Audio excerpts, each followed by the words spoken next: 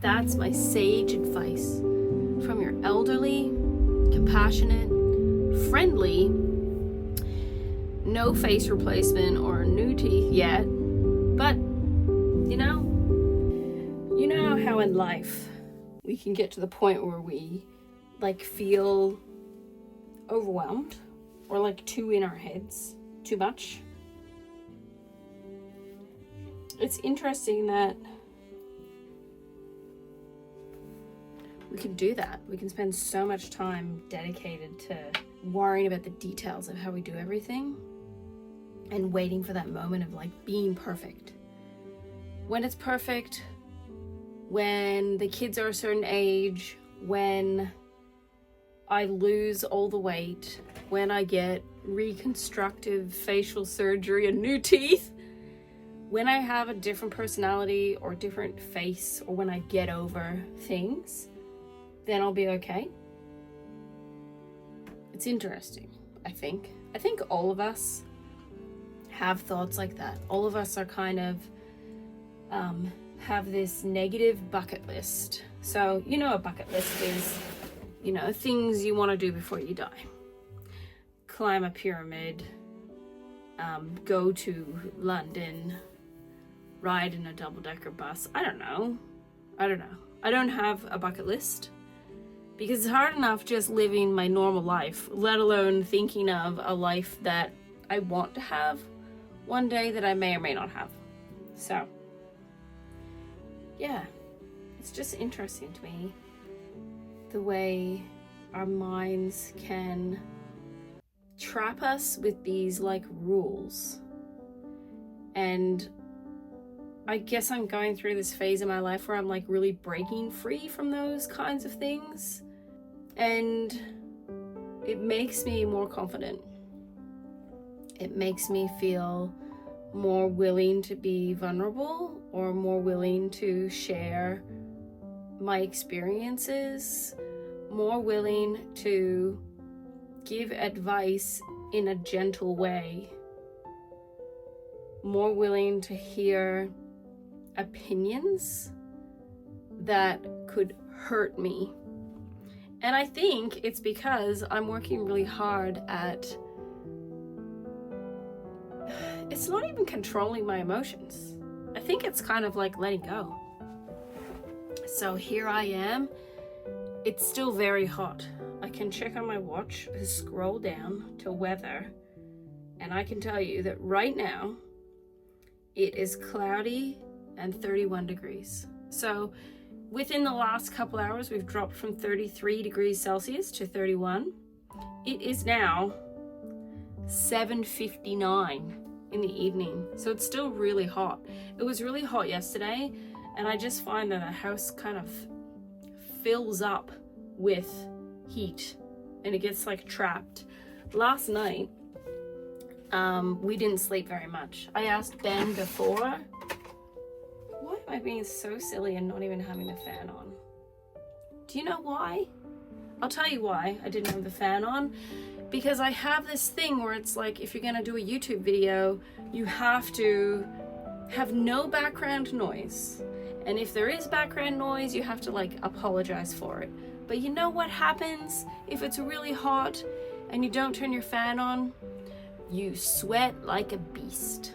That's what happens. So yeah, that was just kind of a random thoughts that I've started having, is this whole, I don't even really know how to articulate it, but the bucket list thought, I guess, was thinking of all the things that you want to get, right? And I have found more freedom in the letting go. It's just amazing to me, as I slowly open my eyes to the rules in my life, I realize that so many of them don't even matter if you do them or not, and can hinder you and not give you any breaks, or no favors are given. Things like the time you exercise, what you wear when you exercise, what diet you'll be on, when you have your coffee. All these things really are choose your own adventure. But one, I will say having a routine for things definitely makes them happen more. But yeah, it's like, you know, Ben and I are talking about how we totally didn't sleep well at all last night because it was oppressively hot yesterday. And then when the cool change came through, there was a beautiful Technicolor lightning storm basically for the entire night. And so this constant like falling asleep, waking up, and it's like previously, if I had really broken sleep, I would totally sleep in. Like I would sleep in right until the kids came in my room. But I have started to build this routine of waking up early that I now just get up and I just go on my walk. And in a previous video that I did, I mentioned how I had a goal to read one book. And I finished my third book. I am on to my fourth book. I have decided to read the Harry Potter books. I don't even know what they're called. Harry Potter and the Goblet of Fire. So I've just finished the other one. And of course, whenever these books came out, I was like, I'm not going to be sucked into the evil magic books. They're terrible. But you know what? That was an ill-formed opinion because I hadn't even read the books to make a decision if they were too magical. So I blame that on my vintage. I blame that on like the upbringing of everyone born, especially like back in the 80s. I think we were all terrified in churches and Sunday school and stuff if we participated in anything evil. Like you never read horoscopes in the newspaper.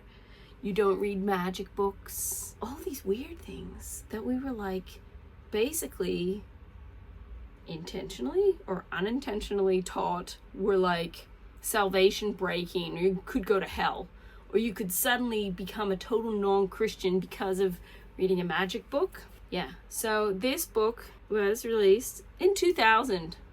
And it's 2025. I haven't even started this one. What's the first 2 lines? And then I'll be able to tell you exactly if I'm gonna actually enjoy the book. Chapter 1. The Riddle House. The villagers of Little Hangleton still called it the Riddle House, even though it had been many years since the Riddle family had lived there. It stood on a hill overlooking the village, some of its windows boarded, tiles missing from its roof, and ivy spreading unchecked over its face. Once a fine-looking manor, and easily the largest and grandest building for miles around, the Riddle House was now damp, derelict, and unoccupied. I'm going to read this book, and the major epiphany that I had, and I'll let you go, is how quickly we make rules about everything. Like, I feel like, you know, I'm a stay-at-home mom, I have to like justify many things. No, I can't read a book just for the fun of it, because I should be working, I should be doing something productive, I should be reading some kind of like news article. But I am just reading because I'm reading, and I have read 3 books. 3 Harry Potter books in 3 weeks. I feel like I'm back to reading. I don't get tons of time to read. I actually started by setting an alarm that would go off every day at 12:30, which just said read a book for half an hour. So many interruptions, and I'm thinking I will never remember what I've read because everybody's asking me questions about pieces of fruit and what we're doing the next day and all the things. And then it just sort of clicked. So then I started reading before I fell asleep at night. That's Catherine's ramble for the evening. Yeah, I got that out of my head now. So if you're being really hard on yourself and you're thinking of all the things you should be doing or you haven't done, you just gotta start somewhere, right? Gotta start somewhere. But we have to start. Instead of going, I should go to the gym, be like, I'm going to the gym. Oh, I should exercise. Pick something. Do a little bit.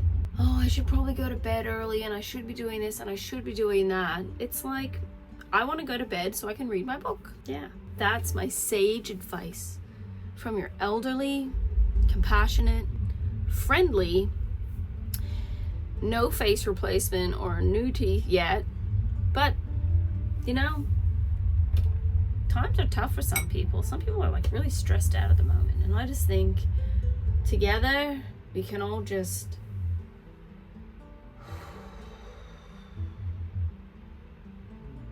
try to chill out in like small ways, so that when there's like a big event that comes, then you have the energy to hopefully properly deal with the big thing.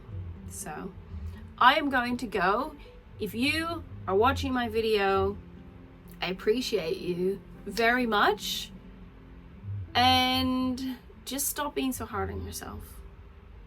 Or if you're too like loosey-goosey and like going crazy spending money, or like going crazy with overeating or whatever, be gentle with yourself and bring yourself back down to being like 1% better every day. We cannot do it all in one day.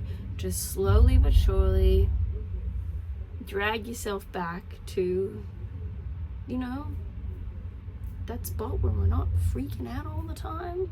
So I'm gonna go now, and I'll see you in the next video. I have a few video ideas, so there's gonna be more videos coming, but until then, don't forget to subscribe. If you like this video, please do the like button thing, and feel free to share my videos with other people that will also watch my videos and also subscribe.